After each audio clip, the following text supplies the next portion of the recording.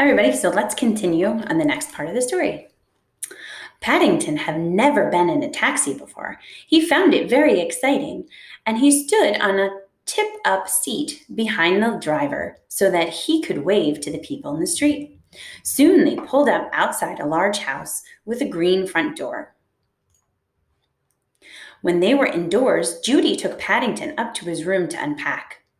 I haven't gotten very much, said Paddington, only some marmalade, and my scrapbook, and a sort of South American penny. He held up a photograph. And that's my Aunt Lucy. She had it taken just before she went into the home for retired bears. Next, Judy showed Paddington into the bathroom. As soon as he was on his own, he turned on the taps and then climbed onto a stool in order to look out the window. Then he tried writing his name on the steamy glass with his paw. It took him rather a long time, and when he looked round, he found to his surprise that the bath was so full of water it started to run over the side. Uh-oh. He closed his eyes and holding his nose with one paw, he jumped in.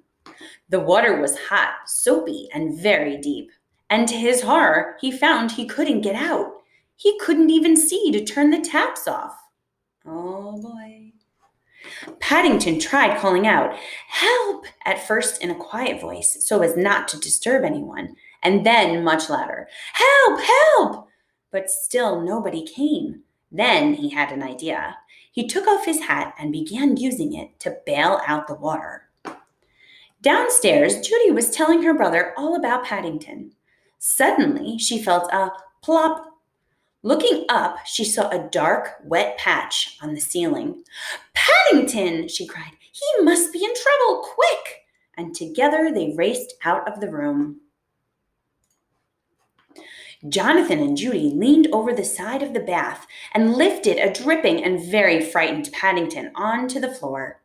"What a mess!" said Jonathan. "We'd better wipe it up and pretty quickly." "Oh, Paddington," said Judy, "what good luck we found you in time. You might have drowned." Paddington sat up. "What good luck I had my hat," he said. Some time later, a beautifully clean Paddington came downstairs. Settling himself down in a small armchair by the fire, he put his paws behind his head and stretched out his toes. It was nice being a bear, especially a bear called Paddington. He had a feeling that life with the Browns was going to be fun. Did you like it? I did. Let's check out some other things you remember from the story.